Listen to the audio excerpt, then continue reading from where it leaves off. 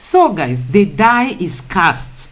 We will release Tinubu's record if court grants Atiku's application, says Chicago University. So, guys, this is coming directly from the university. They are saying that once the court in the United States gives them that go ahead order, they don't have any other option than to release Tinubu's record to Atiku Abubakar. So, guys, honestly, it is time for Nigerians to understand what has been happening all over the years. Simple. But I think, based on reading the constitution that says don't do this, and reading the Evidence Act that says if someone does it, this is the way to present it, and how the Supreme Court has interpreted what should not be done and how it has been presented before, which is Evidence Act and the Constitution, I think PDP has done a good job. Don't forget that before this time, Tinubu's lawyer has argued that the court does not have jurisdiction. But the court came up to say, no, we have jurisdiction over this case. And then later, they also argued on the basis of Tinubu's privacy. His lawyer said they are worried over his privacy. But you know, this one is not FBI. This is just like a public information, because don't forget that counsels to Tinubu have already submitted this information to the tribunal. So somehow, it is no longer a secret. It's academic record. It is not FBI immigration record. Remember, somebody was saying for security reasons there are high. Fine, this one is academic record. It is not an immigration record. So the code for that are different.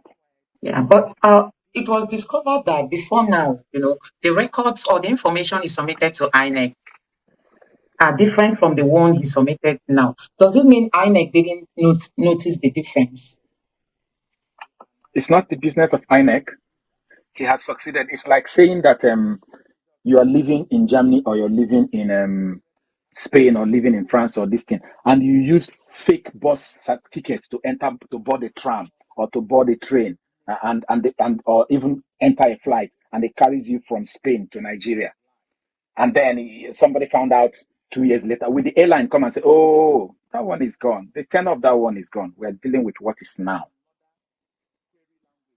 Now, what those things can only achieve is to create the doubt in the mind of the petitioner to say, I need to dig deeper. There is something missing here. Do you understand? And it is those doubts, those things. In fact, if they build their case logically, like the case of Bayelsa State Deputy Governor, APC, that made them lose, it was because PDP was able to build a chronology of cases that showed inconsistency from name to swearing. And I think the person was even a senator then. That inconsistency that he had escaped caught up with him, and the Supreme Court upheld it. So when they build that case up to the final application, so if the PDP is able to extract the record from the university that shows, one, that the age of the person who applied to the university is different from the age that someone they are contesting against declared, there is a gap. And then secondly, that the gender is female and the person they are dealing with is a male. And thirdly, that the middle name A there means a different thing from the middle name A that we are dealing with. They can definitely just say, look, court, we don't need to push this forward. The record has come from the body that issued the document. And this body that issued the document has been able to prove beyond reasonable doubt to us that the person we are dealing with is a different person. We should go and start looking for this person. So everything is not what you know, but how you present what you know to the body that will make a decision over it. Does that make sense? And so what I am checking and asking myself as I sit back and I'm looking at our Evidence Act 2011, which is the latest, and I'm saying, okay, because I've been reading the Supreme Court judgments, and I am seeing how they are interpreting the Evidence Act. And I have now noticed that really PDP might have actually done a very strong job. I said it publicly here that where I think they did a shaky job was on the issue of dual citizenship because of the passport, because it is just what they saw on the internet. The Enahoro that they brought did not get anything from the Guinean High Commission. There is no authority that backed it. So anybody can go. If we say that people can do Oluwole certificate, how can we not say that someone who just hates a president went online, went and did Oluwole passport and posted it online and people are relying on it? I mean, let's be fair. You understand what I mean? Until an authority that can issue that particular passport say, yes, we issued this passport, even though it has expired, that evidence there is invalid. If I am a judge, I will just toss it by the side.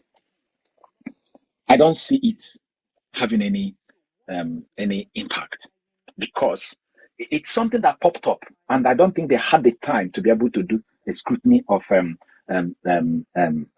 proof that indeed that was the reality. Even though, as they used to say, for abundance of caution, his lawyer was still saying it is expired. Being expired does not mean that your citizenship, you've lost it.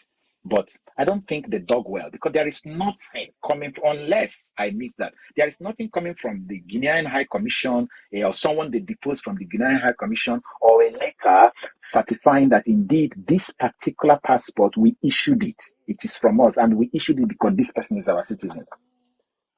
Does that make sense? Okay. Thank you very much, Doc. So, talking about all eyes on the judiciary, honestly, this video is very informative.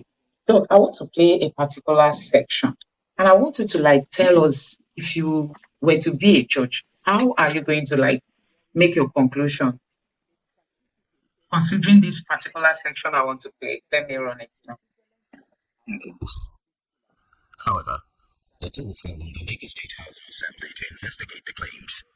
The House looked the other way because all its members were of the same political party.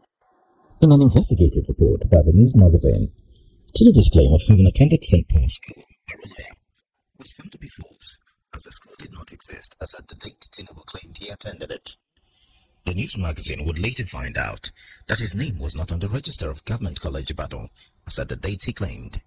The magazine also punctured Bola Tinubu's other educational claims.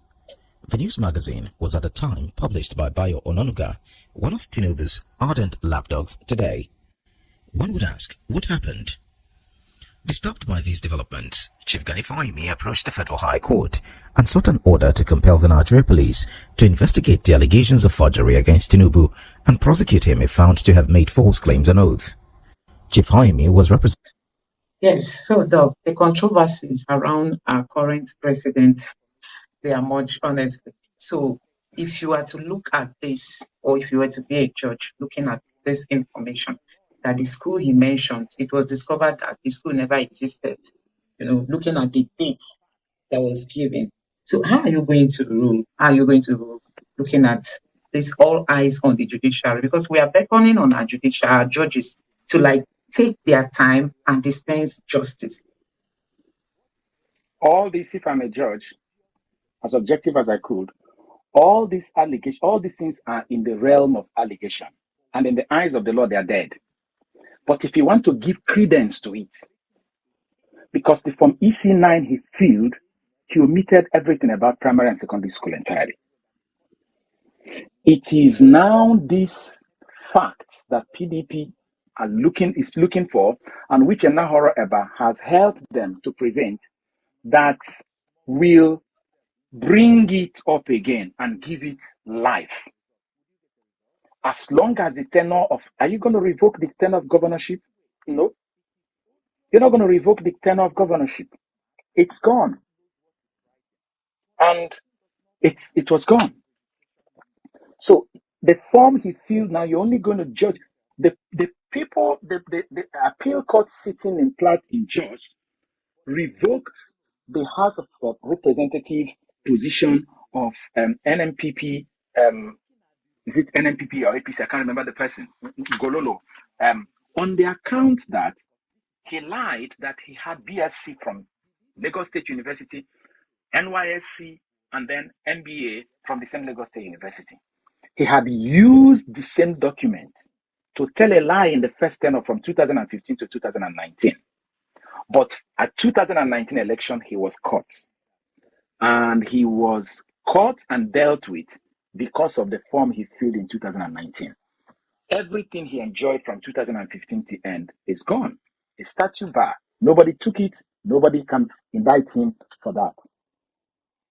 Unfortunately, that is the way the law goes. It is now at the realm of emotion. And even if the lawyers, the judges knew that these things are reality, as I said, how you present the words, that what you know, is what the court is looking at. Because the symbol of justice is a blind woman with a sword and a scale. Wherever the scale tilts, that's where the knife is going. So he doesn't know, the woman does not know what is the content of the scale. That is what evidence means to judges. Does that make sense? So if you have a good case, don't do a bad job in presenting it. Simple.